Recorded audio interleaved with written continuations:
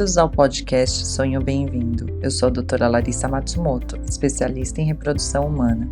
Esse podcast é produzido pela Arte Academy com o apoio da Clínica Vida Bem-vinda. E hoje vamos apresentar uma edição especial produzida na Semana da Fertilidade. Acreditamos muito na força da boa informação e o nosso objetivo é ajudar a quem precisa a atingir o sonho de ter um filho, através de conteúdos de alta qualidade e disseminados por especialistas que vivenciam o dia a dia da medicina reprodutiva na prática. No episódio de hoje, falamos sobre os tratamentos de reprodução humana para casais homoafetivos que desejam ter um filho. Me reuni com a doutora Carolina Rebelo e a doutora Fernanda Imperial, da Clínica Vida Bem-vinda, e a diretora técnica do Lab Saúde Reprodutiva, Fernanda Afonso. Fique agora com o primeiro episódio dessa série. Espero que gostem. Olá a todos! Estamos aqui na nossa primeira Semana da Fertilidade. Eu sou a doutora Larissa Matsumoto, estou com as minhas colegas aqui, Carolina. Oi. A Fernanda. Olá. E a doutora Fernanda Imperial. Olá. Somos especialistas em reprodução humana e hoje, primeiro dia da Semana da Fertilidade, temos o orgulho de estar aqui no dia 28 de junho, no dia que a gente comemora o Orgulho LGBTQIA+, faremos um programa especial sobre reprodução assistida para os casais homoafetivos. Queria dar 2 recadinhos para vocês. Essa live tem um título informativo, então não substitui uma consulta médica. Se você necessita dessa avaliação, procure especialista, nós estamos de braços abertos para atendê-los aqui na clínica. E o segundo recado é que você, se tiver alguma dúvida, deixe aqui nos comentários que nós responderemos nos stories e ao longo da semana, caso a gente não consiga responder hoje, ao longo da semana a gente vai respondendo pelo Instagram. E nos sigam no Instagram. Eu, doutora Carol, o Lab, né? E a Fernanda Imperial. Vou começar com o meu roteirinho aqui, vou começar com a Carol, perguntando sobre gestação para casais homoafetivos femininos. Carol, queria que você explicasse um pouquinho sobre como é possível gravidez biológica para casais homoafetivos femininos. Perfeito. Para casais homoafetivos femininos, a gente tem basicamente 2 opções maiores. A inseminação intrauterina, a inseminação artificial e a fertilização in vitro. Na inseminação intrauterina, a gente vai usar o espermatozoide, que pode ter vindo de um banco de doação de espermatozoide ou de um familiar de até 4º grau de uma das pessoas da parceria. E a gente vai, basicamente, acompanhar a ovulação da mulher e colocar o espermatozoide dentro do útero e deixar a fertilização acontecer dentro do corpo da mulher.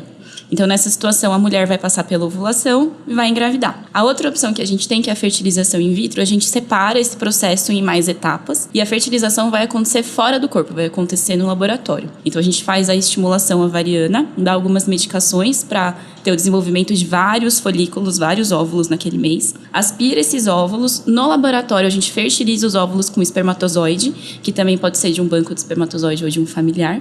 Forma esses embriões no laboratório e depois, quando os embriões estão prontinhos, a gente transfere esses embriões para dentro do útero da mulher, que pode ser a mesma pessoa, pode ser a parceira. Esses são as 2 vias de tratamento de forma ampla que a gente tem.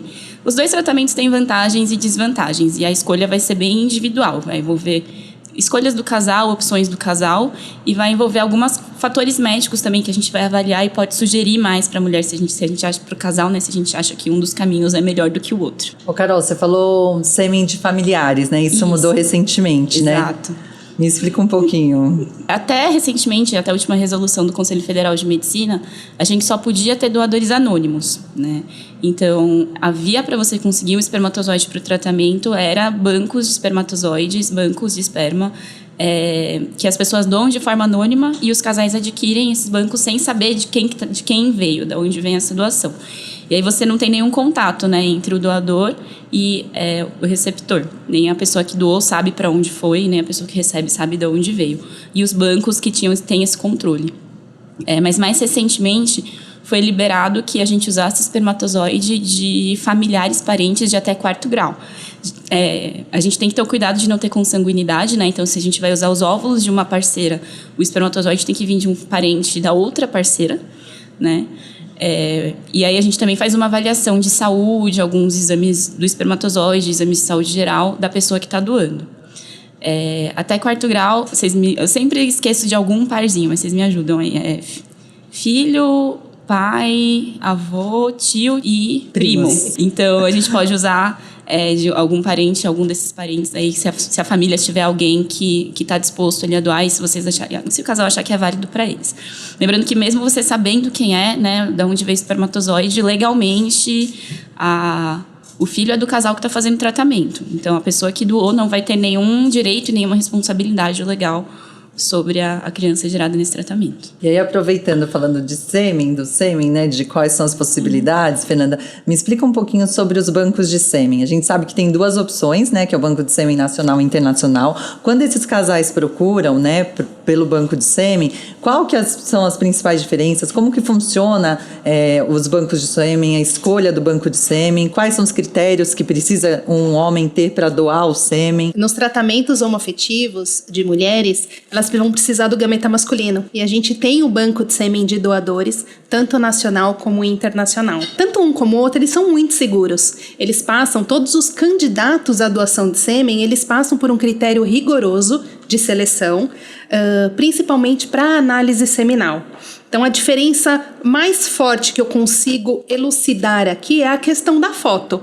Doador nacional, não é permitido a paciente ter acesso à foto desses doadores. No mais, o que tem de mais semelhante entre eles, elas vão ter acesso ao catálogo de doadores, e ali elas vão filtrar pelas características físicas, tipagem sanguínea, etnia desse doador, e vão buscar um doador com as características mais próximas do que o casal busca.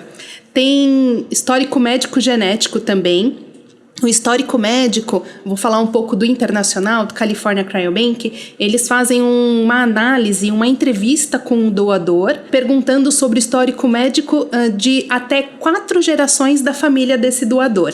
E tem o teste genético também, que fazendo o teste genético no doador, diminui o risco de ter algumas doenças monogênicas na criança, e isso aumenta a probabilidade aí da criança não nascer com nenhuma doença genética, enfim, é muito seguro. Alguns bancos nacionais também já estão implementando a análise genética dos doadores.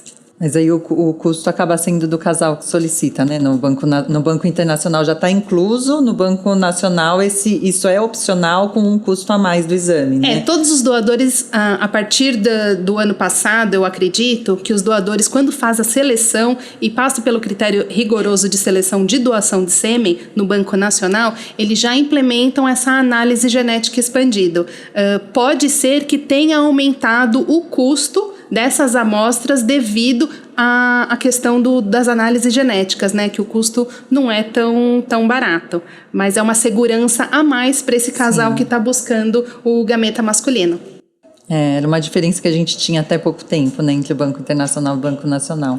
A diferença mais significativa que eu consigo elucidar aqui é a questão da foto, que no Banco de Sêmen Internacional, quando o casal entra no catálogo de doadores, tem a foto do doador tanto na fase de criança como na fase adulta também, e ali consegue identificar as características, as feições do rosto com a semelhança do casal ou até da parceira.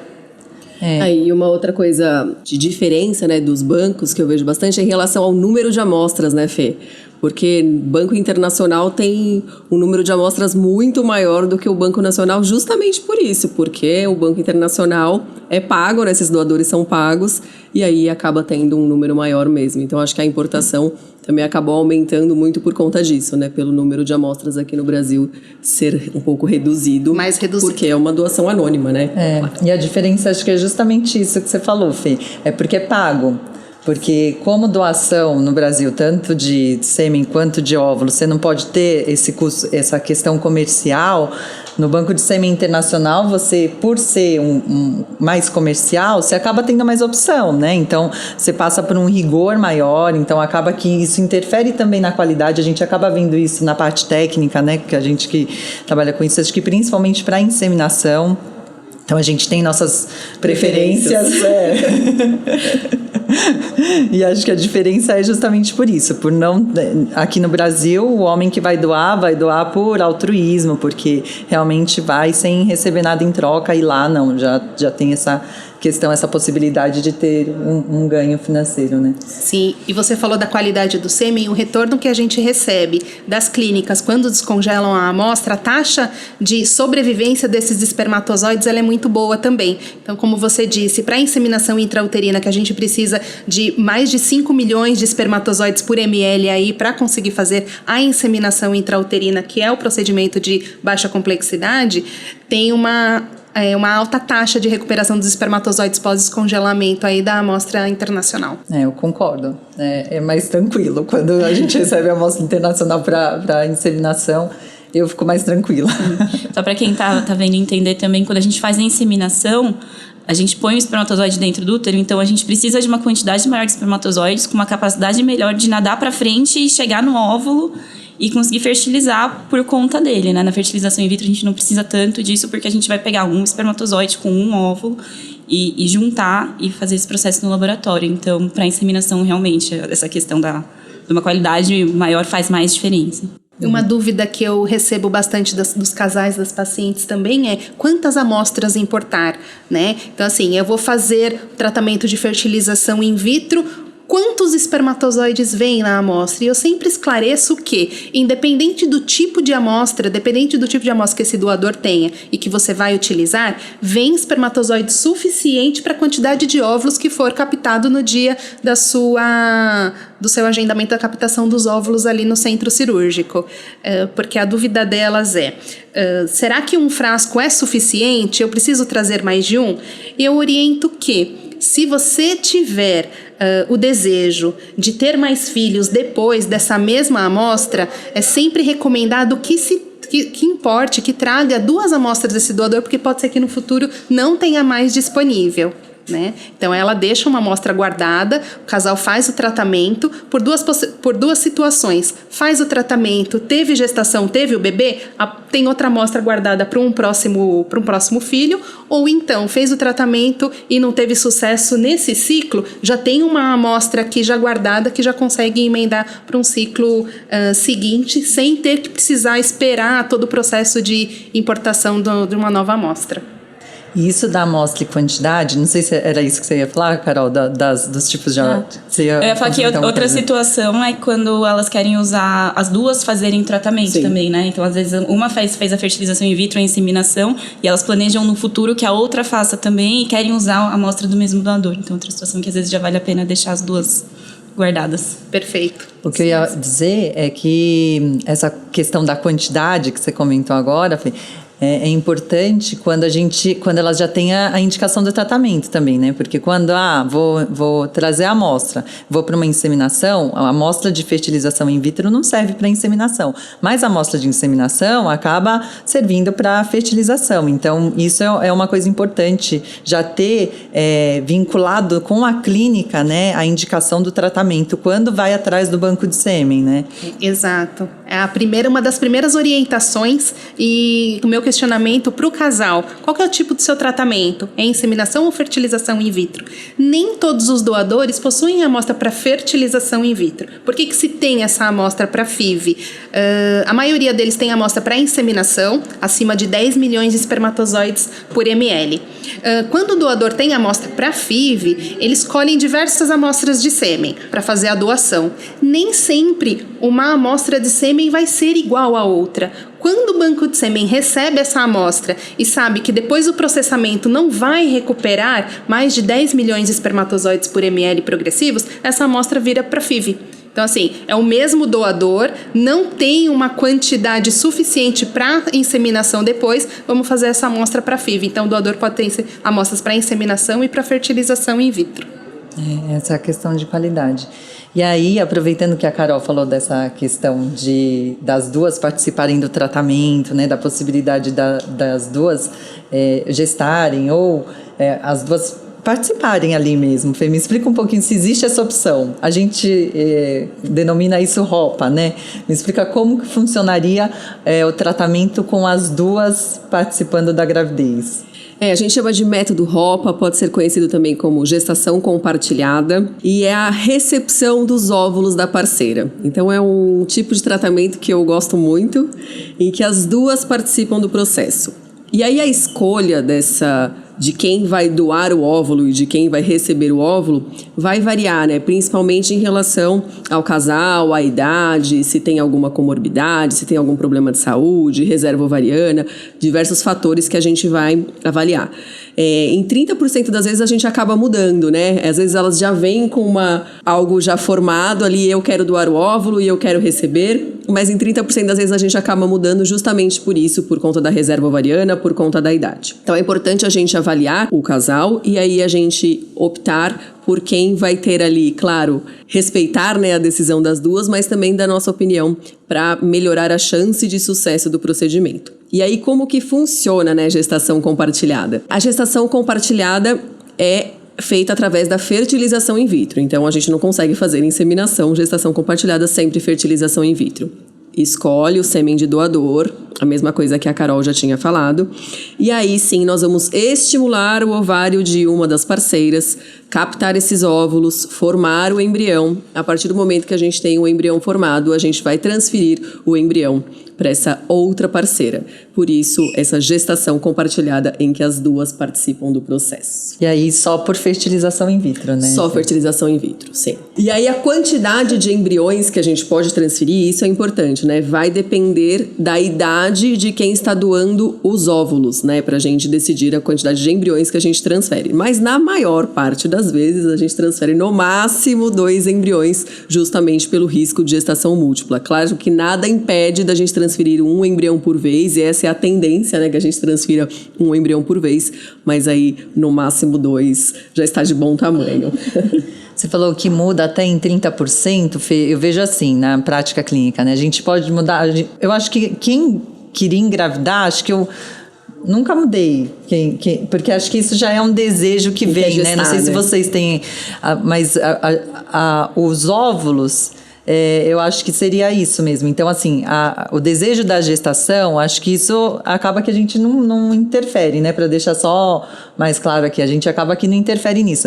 Mas a parte técnica, quando a gente sugere mudança, muitas vezes é por isso. E às vezes até por falha de tratamento, que eu já vivenciei isso. De começar o tratamento com os óvulos de uma, falhar o tratamento, a gente utilizar os óvulos da outra, para quem desejava engravidar mesmo, né? Diferente do ovário, né, que vai perdendo os óvulos, que vão perdendo a qualidade conforme o passar dos anos, o útero responde, né, aos hormônios. Então, mesmo mulheres que são menopausadas e que são mais velhas, mas que têm o desejo de gestar, a gente ainda assim consegue preparar esse útero para receber o embrião. Então, a gente consegue fazer o tratamento dessa forma. E o bom de ter 2 mulheres é isso, né? Porque a gente tem a possibilidade de escolher ali o melhor óvulo, no melhor útero e aumentar as chances de gravidez, né? E ainda existe também a possibilidade das duas amamentarem, né? O que é o mundo perfeito. Mas claro que não é fácil, né? Quando a gente pensa em amamentação, assim, induzir lactação, principalmente em quem não está gestando, não é fácil. É bastante trabalhoso, porque a gente precisa de bomba, de estimulação, eventualmente de medicação, para poder estimular, né, essa amamentação. Mas sim, é possível, mas não é fácil, mas é algo que dá para pensar e dá para fazer das duas amamentarem. Vamos mudar um pouquinho a pauta agora, falar de homoafetivo masculino, que acho que a gente abrangeu bastante, né? O casal homoafetivo feminino, falamos bastante sobre banco de sêmen. Eu e a Fê, a gente tem um podcast gravado, e aí depois queria que vocês todos escutassem no podcast Sonho Bem-vindo, nas plataformas aí. Vamos falar um pouquinho de homoafetivo masculino. Carol, certo. Como que funciona o tratamento para homoafetivo masculino? Perfeito. Então, para o casal homoafetivo masculino, agora a gente tem o espermatozoide, né? No casal, a gente vai precisar do óvulo. Então, a gente também pode usar bancos de óvulos, de doadoras de óvulo, né? Que também são bancos anônimos. E aí, o processo para seleção também tem as características, tudo que o casal pode observar e pode escolher. E a gente também tem a opção de usar os óvulos, também mais recentemente, de um parente, uma familiar de até 4º grau, de uma das pessoas do casal.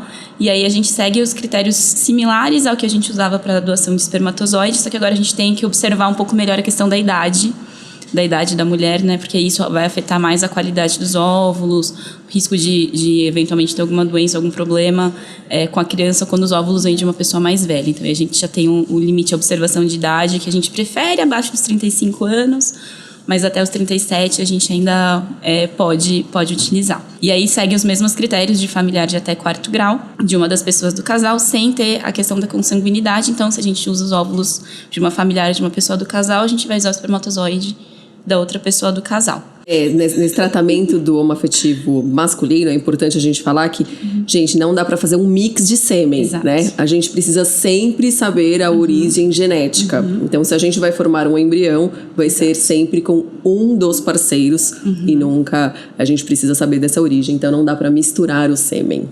Exato. E aí, para fazer essa escolha também, além do desejo do casal, né, a gente solicita o exame espermático, o espermograma, para avaliar a qualidade do espermatozoide do casal. E aí, acho que a Fernanda pode falar um pouquinho sobre essa questão da análise do esperma. Sim, como que a gente vai analisar a saúde reprodutiva desse homem, né? Não tem como falar do homem, né, da saúde reprodutiva do homem sem falar do espermograma. O espermograma é o principal exame que vai nos dizer aí, nortear sobre a qualidade desses espermatozoides. Vai nos mostrar aí a capacidade reprodutiva desses espermatozoides e vai falar um pouquinho também sobre o aparelho reprodutor masculino, porque no espermograma a gente vai avaliar a qualidade desses espermatozoides, o volume desse sêmen, a gente consegue ver a cor desse sêmen também, porque por vezes, não é sempre, mas um sêmen mais translúcido, ele tem o indicativo ali de ter poucos espermatozoides, aquele sêmen mais amarelado, ele tem mais algum indicativo ali de ter algum processo infeccioso. Então o espermograma, ele é o principal exame pedido pelo médico. Além de avaliar volume, cor, pH dessa amostra, a gente vai avaliar quantos espermatozoides tem por ml, a motilidade desses espermatozoides, qual que é a forma desses espermatozoides da amostra seminal e avaliar a presença de células também que que se tiver num aumento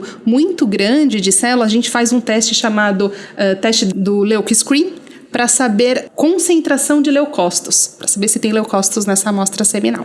Um outro exame também importante e que o médico acaba associando junto com o espermograma é o índice de fragmentação do DNA. O espermograma, ele vai nos dizer quantidade, qualidade desses espermatozoides, morfologia, forma da cabeça desses espermatozoides, mas a gente não consegue avaliar o DNA desses espermatozoides. Esse DNA está fragmentado ou não? Então, o exame índice de fragmentação do DNA é um exame que a gente faz no Lab Saúde Reprodutiva também e vai nos dizer a porcentagem de DNA fragmentado desses espermatozoides. A gente já sabe que um alto índice de DNA fragmentado desses espermatozoides, ele está relacionado à baixa fertilização desses óvulos, aborto de repetição. O homem diabético também, ele pode ter um aumento da fragmentação do DNA e isso vai mostrar para o médico, vai dar subsídios para o médico conduzir o tratamento desse homem para que consiga melhorar a qualidade desses espermatozoides dessa amostra seminal para o tratamento. Essa avaliação masculina do espermatozoide, fragmentação de DNA, é muito importante, né? A gente acaba avaliando até mais fatores, porque como o tratamento de homoafetivo masculino tem mais gente envolvida, né? Então tem o útero de substituição, né? O útero que vai engravidar ali 9 meses por eles. Então a gente tenta, claro, em todos os tratamentos buscar a melhor chance de sucesso, mas é importantíssimo fazer essa avaliação antes. E a fragmentação, como você disse, é um exame que traduz muito pra gente a taxa de sucesso mesmo. E risco de aborto, né, que pode gerar ali um trauma enorme para qualquer casal que passa por isso. Então, é um exame que hoje eu peço praticamente rotineiramente. Não sei, vocês também se acabam pedindo de eu já peço também de rotina. E é importante a gente falar, assim, o que aumenta, né, o índice de fragmentação de DNA espermático? As atividades inflamatórias. Então, sedentarismo, obesidade, fumar, bebida alcoólica. Tudo isso pode influenciar na fragmentação de DNA espermático e aí a gente tende a formar depois um embrião de pior qualidade, com uma baixa fertilização de óvulos. Então, tudo isso pode impactar, sim, no sucesso e é essencial que a gente investigue para ter uma melhor chance de sucesso aí de tratamento. duas coisas também, varicocele, idade masculina também hoje estão... varicocele sempre teve, né? Mas a idade masculina hoje é uma coisa que chama atenção também para uma fragmentação ali também aumentada. E o principal tratamento é justamente a base dos fatores hábitos, causais, né? Hábito de vida, a gente até muitas vezes encaminha para os andros para que entrem com alguns antioxidantes, mas às vezes a gente até deixa o tratamento um pouquinho para depois, para melhorar essa condição espermática, para melhorar as chances de sucesso de um tratamento. E aí eu falei de útero de substituição, Fê, como que funciona o útero de substituição para esses casais? Porque vai faltar o útero, né? Tá bom, a gente conseguiu o óvulo, né? Que a Carol denominou as fontes aí, que pode ser um banco de óvulos ou de parente até 4º grau, e o útero.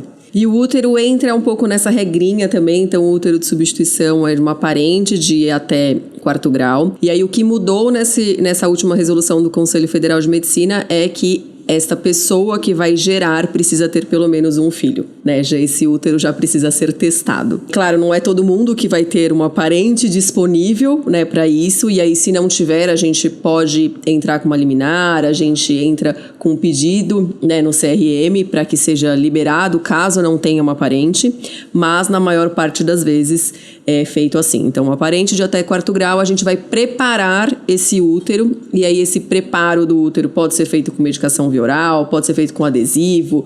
Lembra, né, que diferente do ovário que não responde, o útero responde, e aí essa mulher consegue, então, receber esse embrião formado a partir dos gametas de um dos parceiros com o óvulo de uma doadora também, que pode ser ou de banco de óvulo ou de uma parente de até 4º grau. E aí isso abriu possibilidade também desses casais passarem por inseminação quando o óvulo e o útero são da mesma pessoa, né? Porque antes o tratamento era só fertilização in vitro, que o banco de óvulos era anônimo, e o útero era da parente de 4º grau. Agora essa nova resolução abre possibilidade da inseminação.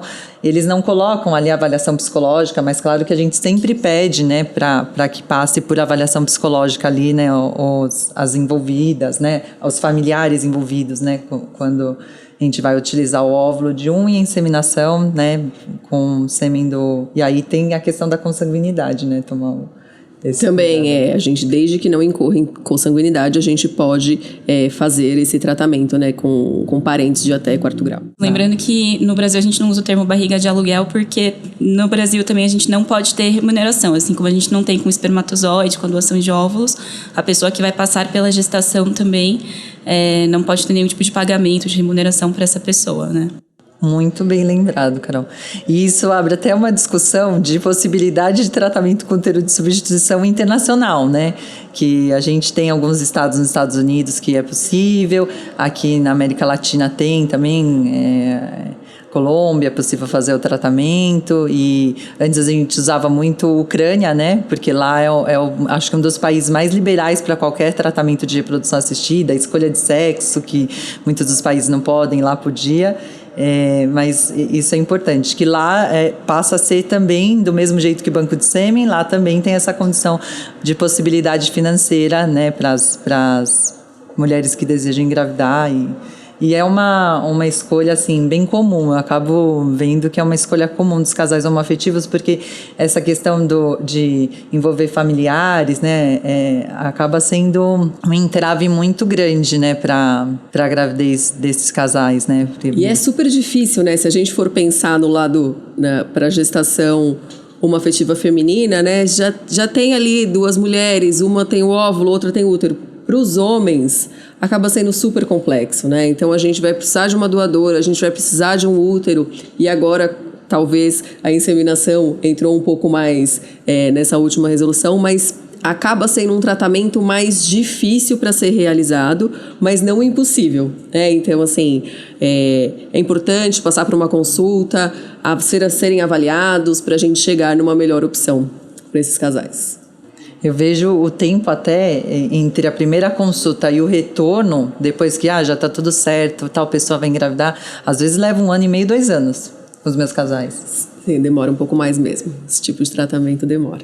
E aí, uma coisa até importante, né, da gente falar do registro dessas crianças, porque às vezes dá um pouco de medo, principalmente pro casal homoafetivo masculino, né? Falar, meu Deus, mas alguém vai gestar para mim? E aí, como que vai ficar o registro dessa criança? Gente, isso é tudo legalizado, né? Hoje é mais fácil fazer o registro dessas crianças. A gente faz um relatório na clínica. Esse relatório ele é assinado pelo diretor técnico, do tipo de tratamento que foi feito, da onde foi, do doador do sêmen, no caso das mulheres, ou então da doadora de óvulos, no caso dos homens. Tem uma declaração, no caso de útero de substituição, um documento escrito, abrindo mão, né, de toda a parte legal. Então tem documentos por trás disso, e hoje é muito mais fácil fazer o registro dessas crianças. E até o registro de nascido vivo, né? É importante ressaltar isso, né? Que no registro de nascido vivo, elas têm que, as enfermeiras, no caso, têm que pegar a documentação para fazer o registro de nascido vivo no nome dos dois pais. Aí. E para as mulheres, Carol, como que funciona o registro? No caso das mulheres, elas também vão também recebem o documento, né, da clínica de reprodução assistida. E aí também, quando elas vão fazer o registro, elas levam esse documento. Antes precisava ter um comprovante de casamento, né, de união estável, que agora não precisa mais. Então, só com essa documentação, elas conseguem fazer o registro sem dificuldades, sem grandes dificuldades, e sem envolver o doador de espermatozoide, mesmo que tenha sido um parente conhecido. Nada burocrático, né? Deve ser assim. Muito bem. E aí, sobre casais trans, Carol, me fala um pouquinho sobre as opções de preservação de fertilidade. Perfeito. Então, para pessoas trans, né, a gente precisa sempre conversar sobre essa questão da preservação de fertilidade antes da gente começar os tratamentos, seja a cirurgia, seja tratamento hormonal. Quando a gente está falando de mulheres trans que vão usar estrogênio, eventualmente fazer cirurgia, mas mesmo que não faça cirurgia. Quando a gente tem o uso de estrogênio, ele vai prejudicar muito a produção, pode prejudicar muito a produção de espermatozoide. E é uma alteração que, quando acontece, muitas vezes ela é irreversível. Então, antes da gente começar a usar a terapia com estrogênio, a gente precisa considerar fazer o congelamento de espermatozoide, fazer o congelamento de algumas amostras, para que, se no futuro essa mulher deseje ter filhos com o seu próprio material genético, né, não tem essa surpresa, tem a opção de ter uma amostra guardada, amostra congelada, para fazer ali a inseminação intrauterina, fertilização in vitro, ou tratamento que optar ali, dependendo da parceria que a pessoa tiver ali, se vai estar uma parceria com uma pessoa que tem útero ou ovário, se está com uma parceria com outra pessoa que também tem testículo, pênis, e aí a gente vai seguir similar ali aos tratamentos que a gente comentou aqui, de casal homoafetivo masculino e feminino. Quando a gente está falando de homens trans, né, o uso da testosterona ali, ela não vai afetar a reserva ovariana e os óvulos. Então, a gente não tem tanto essa pressa, né, de antes de começar, tem que fazer o congelamento de óvulos. Mas a gente sugere porque, para fazer um congelamento de óvulos ou para pensar em passar por uma gestação, a gente vai precisar parar o uso de testosterona. E quando a gente para, a pessoa pode voltar a menstruar, voltar a sangrar, e às vezes isso gera um incômodo. Então, a gente coloca isso também para a pessoa, para o homem trans, antes de fazer o uso de hormônio, e aí a pessoa decide se acha que vale a pena congelar antes ou não. Se a pessoa vai passar por cirurgia, né, gonadectomia, retirada do testículo, retirada dos ovários por algum motivo, aí a gente também sugere, porque, né, a gente retirou ali e não vai conseguir depois utilizar. Mas também, assim, nem todo casal com uma pessoa trans vai precisar de um tratamento de reprodução assistida. Se a gente tem um casal que uma pessoa tem útero, ovário, outra pessoa tem pênis, testículo, e que tem espermatozoide, né, às vezes mesmo usando o estrogênio, tem ainda lá espermatozoide, né, ou às vezes não tá usando o estrogênio, né, a pessoa trans não precisa usar hormônios, mas esse casal pode tentar engravidar espontaneamente em casa. Vale a pena passar por uma avaliação, pra gente avaliar se tá tendo produção de espermatozoide, fazer o espermograma, ver se tem ali uma chance mesmo de engravidar espontaneamente. Para a pessoa que está usando testosterona, para avaliar essa parada da testosterona, porque para engravidar não pode estar usando, né? Ali, até por questões de afetar o feto, e também com a testosterona ela não vai bloquear 100% da ovulação. Então é até uma questão de que, para quem não está tentando engravidar, precisa de um método contraceptivo, mas para quem está tentando engravidar, a gente pede para parar a testosterona para não ter um efeito no feto, e também porque vai voltar a ovular mais regularmente. Então não é todo casal, vai precisar de uma avaliação médica, idealmente sempre antes de passar pela gestação, né, de começar a tentar, mas nem sempre a gente vai indicar tratamento. Mas acho que vale a pena. Essa conversa é uma conversa que tem que acontecer, idealmente, antes da gente começar hormônio, antes da gente pensar em cirurgia. E nem sempre é fácil, porque a pessoa que não começou o processo de transição ainda, que quer fazer o processo e não começou ainda, às vezes não é difícil ter essa perspectiva da vida após transição. Assim, a pessoa vive muito para aquele momento para resolver aquilo, né? Para começar o hormônio, para ver a mudança no corpo, a mudança no tratamento que recebe das outras pessoas, se apresentar de uma forma diferente.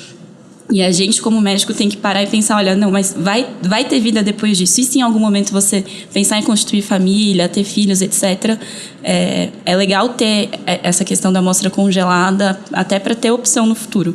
E se no futuro não usar, ok, mas né, você vai ter outra vida, a dinâmica vai mudar muito. Acho que vale a pena ter essa amostra e ter a opção, né? Exato.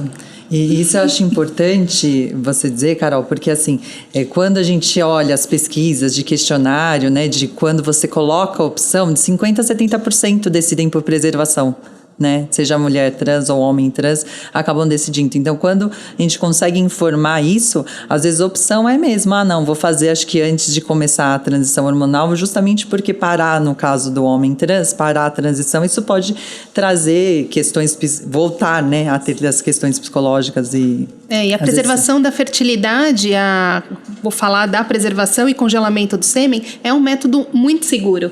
É como a Carol falou, pode ser que você não use no futuro, mas é importante que você saiba e esteja muito bem orientado com relação a isso, né? Deixa a sua amostra congelada, mesmo que você não use no futuro, é um procedimento seguro. O espermatozoide ele pode ficar congelado aí por tempo indeterminado. Se você decidir quando você decidir, sim, ter um filho com seu material biológico, pode ser que você não tenha mais o seu material, o seu espermatozoide você tem lá guardado para seguir com tratamento aí de reprodução assistida.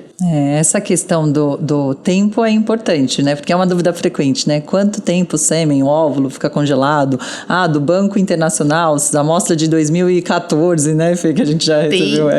Até 2004, a gente já teve uso de amostra congelada em 2004 e teve gestação, enfim. A gente vai ter na Semana da Fertilidade um programa específico de preservação de fertilidade também.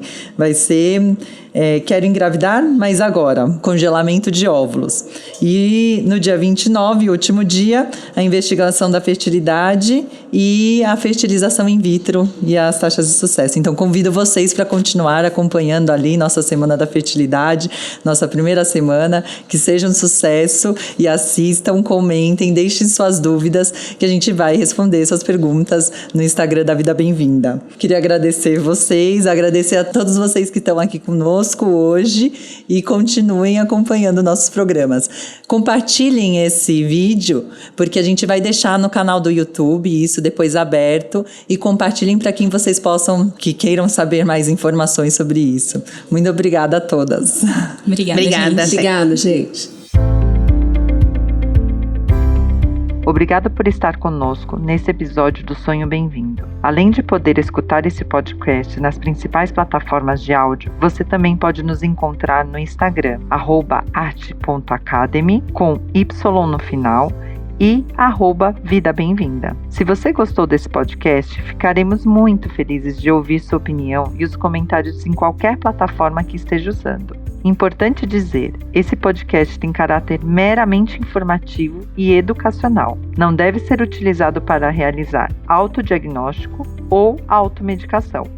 O conteúdo não é feito para substituir a consulta com um profissional de saúde. Em caso de dúvidas, consulte o seu médico. Somente ele está habilitado a praticar o ato médico conforme a recomendação do Conselho Federal de Medicina. Nenhuma relação médico-paciente é estabelecida aqui neste canal. E somos muito transparentes em relação aos conflitos de interesse e levamos isso a sério. Espero que tenha gostado e até a próxima.